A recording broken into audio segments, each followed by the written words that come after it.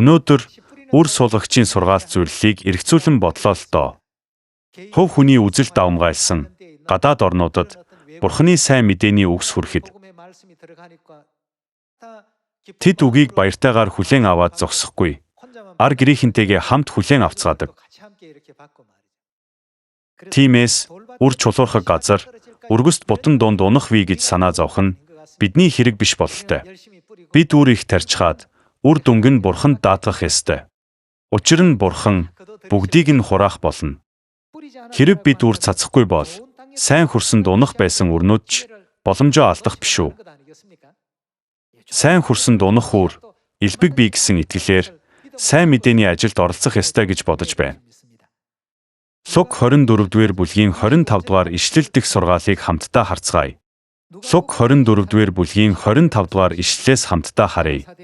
Есүс мунхаг хүмүүсээ иш үзүүлэгчдийн хэлсэн бүхэнд итгэхдээ хойрог сэтгэлтнүүдээ иш үзүүлэгчид Есүсийн тухай гэрчилж, Тэнгэр эхийн тухайч гэрчилж, мөн Тэнгэр эцгийн тухай бүгдийг гэрчилсэн байдаг. Гэвч энд Христийн талаар тайлбарлаж байгаа тул энэ агуулгын хүрээнд авч үзье. Христ энэ бүх зовлон гидлэн тэгээд өөрийн сүр жавхланд орох ёстой байсан биш үү гэв.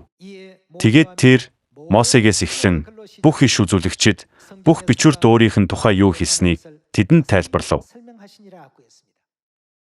Энэ нь 2000 жилийн өмнө Есүс Иммоо руу явж байсан хоёр шавьда Библиэд бичигдсэн өөрийнхөө тухай зүгнэлийг тайлбарлаж байгаа дүр зураг.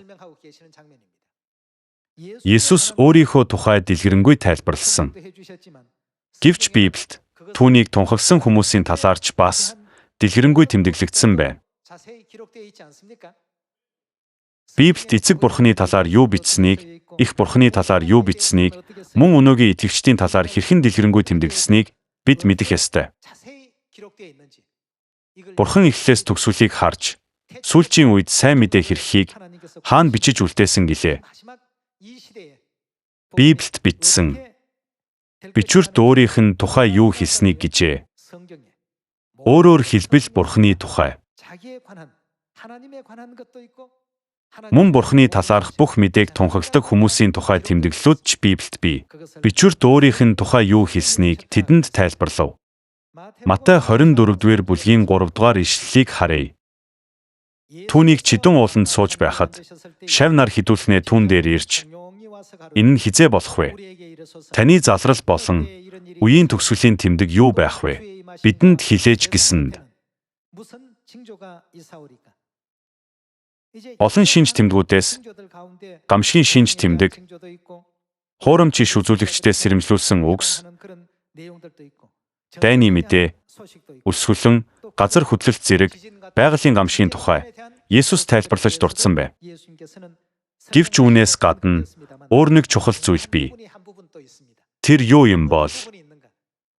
Манай сайн мэдээний үр дүн ямар байхыг ч бас бидэнд мэдэгдсэн юм. 12 дугаар ишлэл рүү очицгоё. Яс бус явдал өссөнөөс болж олонхын хайр хүрнэ. Харин эцсийг хүртэл твцэн аврагдах болно. Хаанчлалын энэхүү сайн мэдээ дэлхий даяар яах вэ? Бурхан хизээ ийм зүйл болно гэсэн бэ?